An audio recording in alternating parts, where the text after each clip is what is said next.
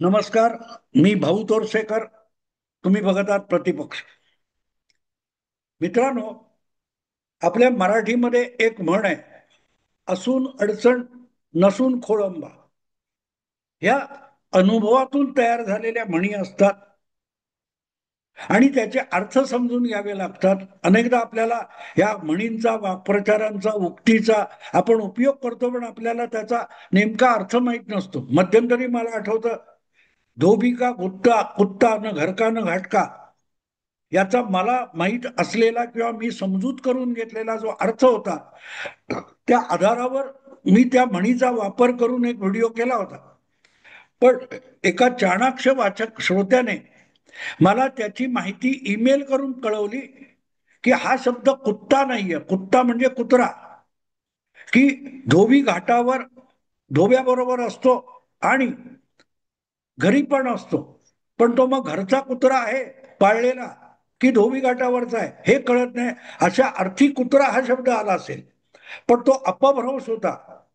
त्या व्यक्तीने मला त्याचा तपशील पाठवला आणि त्यामुळे मला असं वाटतं की ज्या म्हणी आपण वापरतो, उक्ती वापरतो, त्या आपण नेमक्या समजून घेतल्या पाहिजेत. तसाच असून अडचण आणि नसून खोळंबा म्हणजे काय असतं? असून अडचण म्हणजे एखादी व्यक्ती आपल्याबरोबर असते आणि ती व्यक्ती असल्यामुळे आपण जे काही काम करत असतो, जिथे काम करत असतो, तिथे त्या माणसाची आपल्याला अडचण होत असते. हा भाव नसता तर बरं झालं असतं असं वाटतं, नसता तर बरं झालं असतं असं वाटतं. पण दुसरी बाजू अशी पण असते, ती व्यक्ती जर त्या ठिकाणी त्या कामाच्या आसपास नसेल, त्या कामात समाविष्ट नसेल, तर मात्र काम अडून पडतं.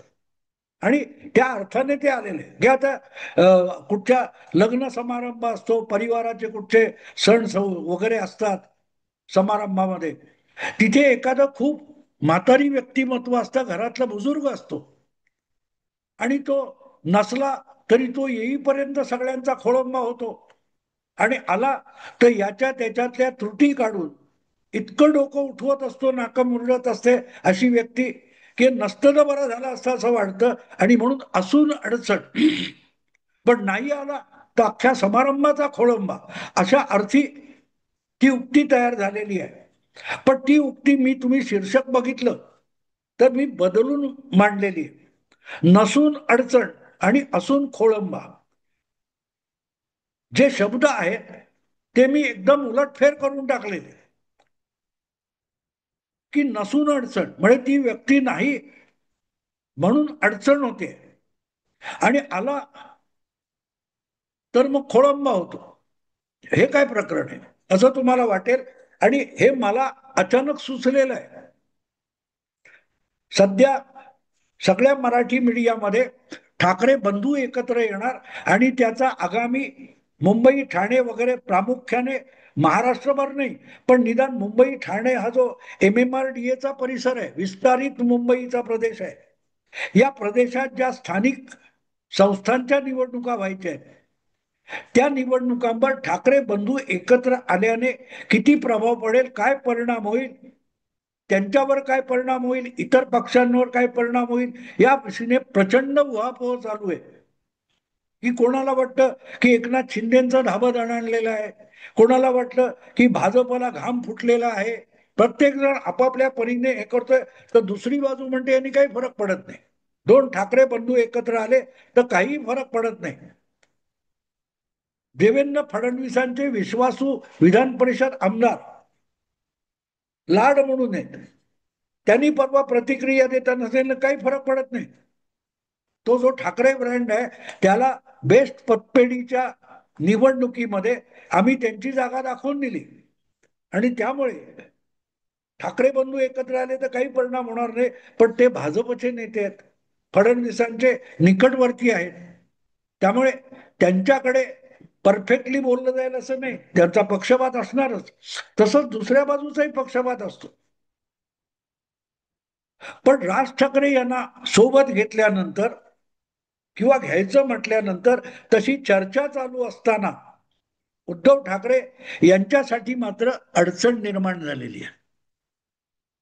काँग्रेसने ठामपणे सांगितले आम्हाला राज ठाकरे बरोबर नकोत. महा महा काय ते महाविकास आघाडीमध्ये चौथ्या भिडूला जागा नाही, अशी पहिली प्रतिक्रिया महाराष्ट्र प्रदेश काँग्रेस पक्षाचे अध्यक्ष हर्षवर्धन सपकाळ यांनी पहिली प्रतिक्रिया देऊन टाकली की राज ठाकरेंसाठी महाविकास आघाडीत जागा नाही. आणि मग जर त्यांना जागा नसेल तर मग उद्धव ठाकरेंनी करायचं काय हा प्रश्न येतो. कारण उद्धव ठाकरेंना आज तरी काँग्रेसला सोडून महाराष्ट्राचं राजकारण करणं केवळ अशक्य आहे. गेल्या लोकसभा विधानसभा निवडणुका उद्धव ठाकरेंना 2.5 वर्षाच्या मुख्यमंत्री पदाची किंमत म्हणून सतत काँग्रेस बरोबर लढवाव्या लागत आहेत. काँग्रेसची मर्जी राखावी लागते. राहुल गांधींनी कितीही पदोपदी सावरकरांचा अपमान केला तरी आपल्या आराध्य दैवताचा जो अपमान आहे तो गिळून उद्धव ठाकरेंना काँग्रेसला सोबत ठेवावं लागतं. ही वस्तुस्थिती बघितली तर मग हर्षवर्धन सपकाळ यांचं जे वक्तव्य आहे की आम्हाला राज ठाकरे महाविकास आघाडीत नकोत, चौथ्या भिडूसाठी जागा नाही, आणि त्याचीच री मुंबई महापालिकेच्या बाबतीत भाई जगताप यांनी ओढली की आम्हाला पण राज ठाकरे नकोत, आम्हाला स्वबळावर महापालिका लढवायची. आता हे म्हटल्यानंतर उद्धव ठाकरे यांची मनस्थिती द्विधा होणं स्वाभाविक आहे. कारण त्यांना माहिती आहे की लोकसभा असो किंवा विधानसभा असो, आपला मुंबई आणि मुंबईच्या परिसरामध्ये आपण तग धरून शकलो याचं एकमेव कारण आपल्या बरोबर काँग्रेस हा पक्ष होता. दीर्घकाळ 50-60 वर्ष मोठ्या प्रमाणावर दलित आणि मुस्लिम हा काँग्रेसचा एकनिष्ठ मतदार राहिलेला आहे. राजकारणात बऱ्याच उलथापालथी झाल्या असतील पण कमी अधिक प्रमाणामध्ये देशाच्या विविध ठिकाणी बेटासारखा जे काँग्रेसी प्रभाव क्षेत्र दिसतात तिथला काँग्रेसचा हक्काचा मतदार हा नेहमी दलित आणि मुस्लिम राहिलेला आहे. आणि त्यामुळे काँग्रेस बरोबर असलं तर मग एकनाथ शिंदे किंवा इतर कारणांनी हिंदुत्वामुळे होणारं जे नुकसान आहे ते भरून काढायला काँग्रेस सोबत असली पाहिजे, ही उद्धव ठाकरे यांची गरज आहे. आणि जर काँग्रेसची गरज आहे, काँग्रेसचा हात सोडायचा नसेल तर मग काँग्रेसला नाराज करून चालत नाही. अगदी सावरकरांचा अपमान असेल, हिंदुत्वाचा अपमान असेल, वेगवेगळ्या गोष्टी घडत असतील तरी मान झुकवून काँग्रेसला राहुल गांधींच्या वक्तव्यांना शरण जाणं उद्धव ठाकरे यांची गरज बनलेली आहे. आणि जर आता तो जो काँग्रेसचा आक्षेप आहे, विरोध आहे, तो त्यांच्या चुलत भावापर्यंत येत असेल की उद्धव ठाकरे राज ठाकरेंबरोबर जात असतील तर मग महाविकास आघाडीमध्ये उद्धव ठाकरे यांना ठेवायचं की नाही याचा आम्हाला फेरविचार करावा लागेल, असा एक भूमिका काँग्रेसमधून हळूहळू पुढे यायला लागलेली आहे. हळूहळू पुढे आलेली. आणि जे सकपाळ सुरुवातीला 1 आठवड्यापूर्वी बोलले ते अधिक स्पष्ट करून मुंबईमध्ये थोड्याशा कठोर शब्दामध्ये भाई जगताप बोलले. ते म्हणाले राज ठाकरे सोडा, आम्हाला उद्धव ठाकरे पण मुंबईत सोबत नको. भाई जगताप यांचं वक्तव्य त्यांच्या पक्षाच्या पातळीवर 100% बरोबर आहे. अर्थात त्यांनी ते स्पष्ट पण केलं की मी मुंबई काँग्रेसचा अध्यक्ष होतो तेव्हापासून माझी ही भूमिका राहिलेली आहे की मुंबई महापालिकेच्या निवडणुका काँग्रेसने स्वबळावर लढवल्या पाहिजेत. अगदी उद्धव ठाकरे मुख्यमंत्री होते, काँग्रेस पक्ष त्या मंत्रिमंडळामध्ये मंत्री म्हणून वावरत होता, तेव्हा विभागीय काँग्रेसचे अध्यक्ष म्हणून भाई जगताप यांनी ही भूमिका ठामपणे 2022 मध्ये मांडलेली आहे, नवी नाहीये. आणि ती चूक पण नाहीये. कुठल्याही पक्षाचं संघटन हे तळागाळातून बांधलं जातं. सामान्य पातळीवर नगरसेवक किंवा जिल्हा परिषद, तालुका पंचायत अशा निवडणुका लढवून आपापल्या विभागामध्ये आपलं वर्चस्व, प्रभुत्व आणि प्रभाव निर्माण करणारा जो कार्यकर्ता असतो तो कुठल्याही पक्षाची पाळंमुळं असतात. आणि म्हणून उद्धव भाई जगताप जे बोलले ते समजू शकतो. पण त्यामुळे आपण उद्धव ठाकरे यांची गोची करतोय याचं भान भाई जगतापना सुद्धा आहे, म्हणून त्यांनी सावध एक पुस्ती जोडली की ही भूमिका आम्ही आमच्या पक्षाचे महाराष्ट्राचे प्रभारी चिन्नी थल्ला यांच्या समोर झालेल्या बैठकीमध्ये मांडले की आम्हाला मुंबई महापालिकेच्या निवडणुका, राज्यातल्या निवडणुका स्वबळावर लढवायच्या आहेत, कारण आम्हाला तळागाळामध्ये पक्षाची पाळमुळं अधिकाधिक वाढवायची, रुजवायची. पण तरीही पक्षाने अखिल भारतीय पातळीवर, राष्ट्रीय पातळीवर हायकमांडचा निर्णय आला की तो आम्हाला शिरसावंद्य असेल. याचा अर्थ भाई जगताप सुद्धा मान्य करतात की जर उद्या हायकमांडने सांगितलं की नाही, उद्धव ठाकरे यांच्याबरोबर महाविकास आघाडीतच राहिलं पाहिजे, जिल्हा परिषद, महापालिका, मुंबई महापालिका या सगळ्या निवडणुका उद्धव ठाकरे यांना सोबत घेऊनच काँग्रेस पक्ष लढवेल, तर ते सुद्धा आम्ही निमूट स्वीकारू, हे भाई जगतापांनी स्पष्ट केलेलं आहे.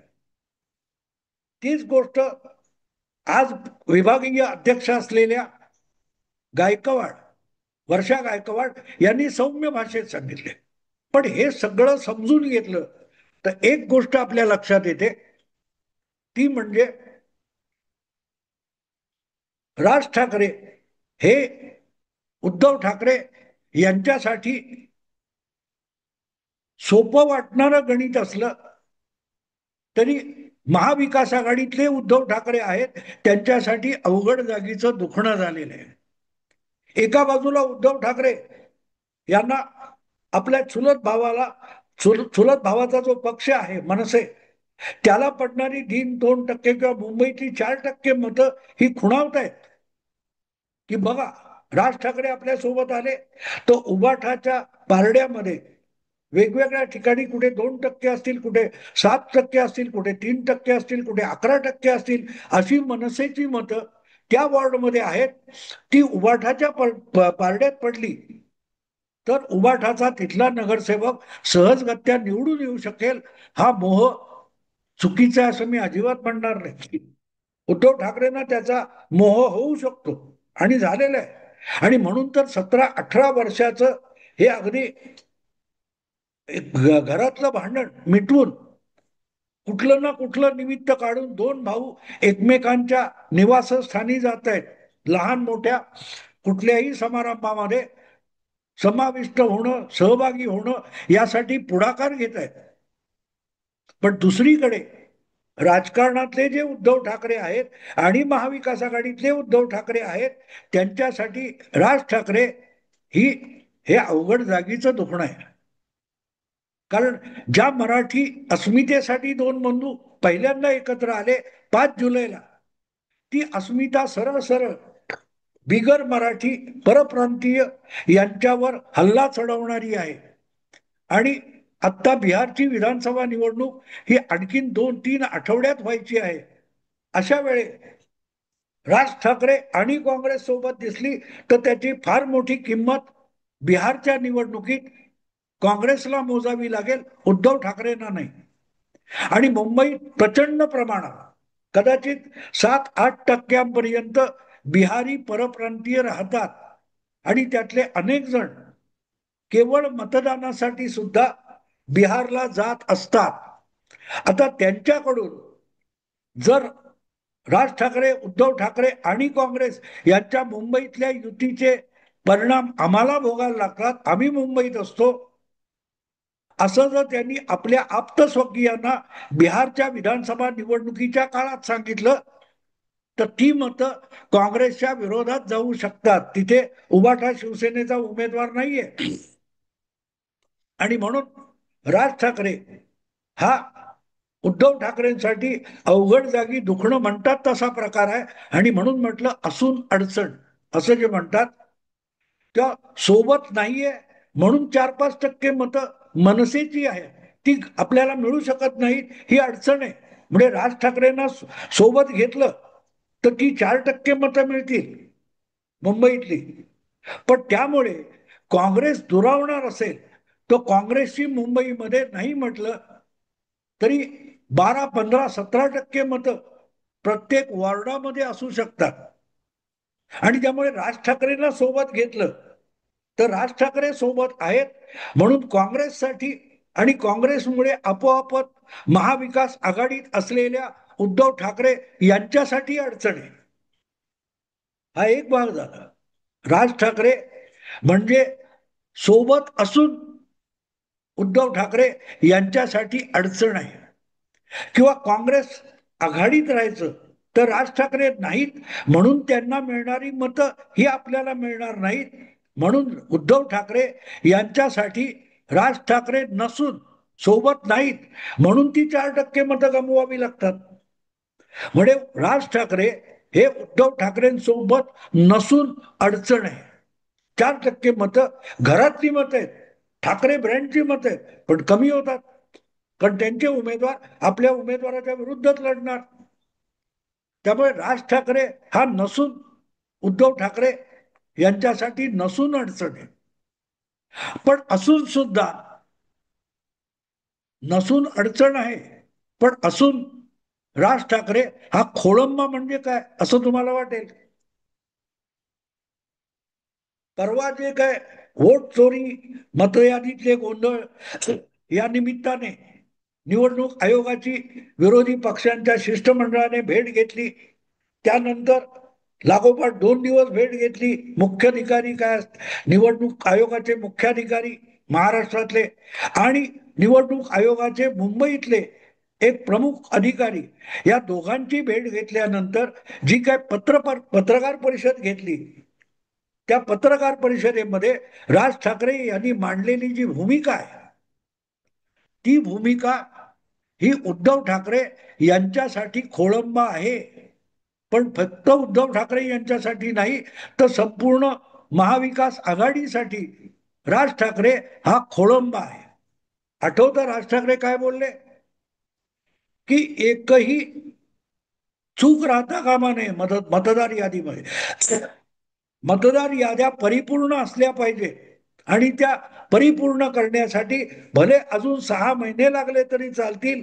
निवडणुकीचा मतदानाचा खोळंबा झाला तरी चालेल पण चुकीच्या मतदार यादीच्या आधारावर महापालिका निवडणुका घेण्याची गरज नाही आणि घेणार असाल तर होऊ देणार नाही.